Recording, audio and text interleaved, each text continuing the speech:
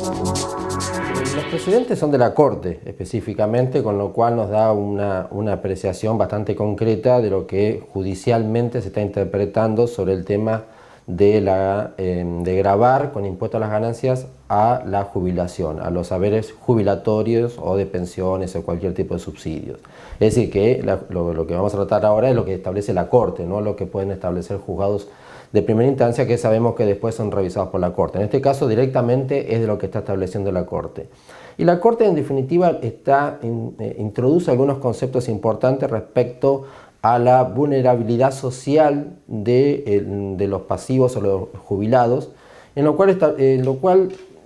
cual marca una cuestión importantísima, que es que debe establecerse categorías específicas o tener en cuenta particularidades puntuales de cada beneficiario de una jubilación para saber si el impuesto a las ganancias es o no inconstitucional a su respecto. Es decir, como que ha cambiado un poco su posición y ha ido un paso más allá a establecer que gravar a todos los jubilados en un mismo rango, con impuesto a las ganancias, en una misma condición, es inconstitucional y debe atenderse a la situación particular de cada uno de los jubilados y, en su caso, declarar, ¿no es cierto?, inaplicable el impuesto a las ganancias por los haberes jubilatorios. Es decir, lo importante es que es como que cambia un poco el perfil de la discusión. Dice, bueno, hay que buscar un sistema donde se atenga a las particularidades de este sector tan vulnerables, insisto, vulnerable porque lo dice en reiteradas oportunidades, es decir, atiende que este sector de la población, en el cual ya ha dejado su trabajo activo y vive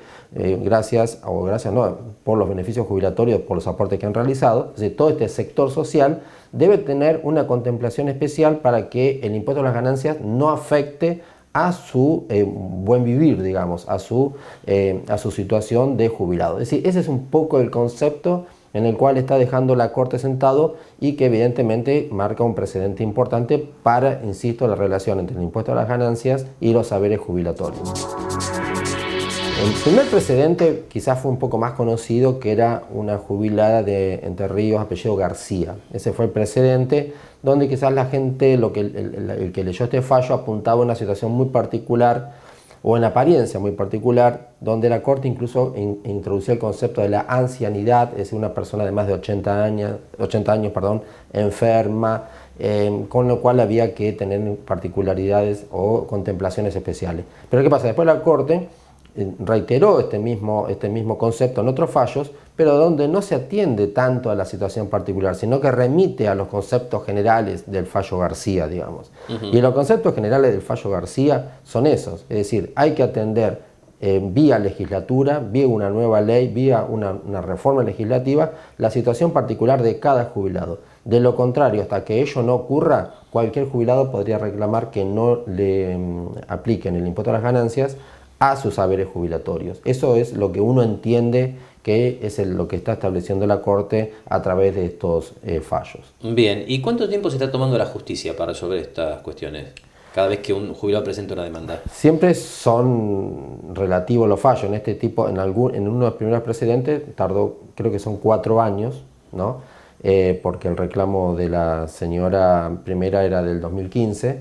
Es decir, depende de la vía procesal que se opte. Hay algunas cuestiones procesales que difieren, y también el efecto para el jubilado también cambia cuando hay precedentes de Corte, porque puede lograr vía lo que nosotros llamamos medidas cautelares un efecto inmediato, porque los juzgados de primera instancia o cámara van, ¿no es cierto?, tomando el precedente de la Corte para resolver las cuestiones, y cuando la Corte ya se expide, los juzgados de primera instancia es como que toman esa doctrina para quizás tener un beneficio inmediato a través de alguna cautelar. Ahí se puede un poco adelantar los efectos prácticos para cualquier jubilado que esté en esa situación. Bien, por último, Marcos, los fallos que van surgiendo, ¿qué establecen concretamente? ¿Que se frene lo que es, digamos, el impacto de ganancias sobre las jubilaciones, o también la devolución de los importes que ya están cobrados por el Estado? Las dos cosas, que le reintegren los haberes jubilatorios que le hayan deducido de sus ingresos, y que no se le aplique más la retención de impuestos a las ganancias.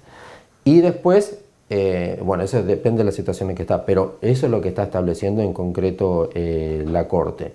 Obviamente, aquel ya persona que jubilado que empieza con el planteo ahora va a tener que dividir un poco la demanda en pedir repetición de una parte y que no se le aplique el impuesto a las ganancias por otra, es decir, va a tener que cambiar un poco debido a que arranca o empieza ahora con los planteos. Pero en definitiva tiene los dos efectos, que es recuperar lo que ya pagó de ganancias y que no le descuenten el impuesto de cada futuro.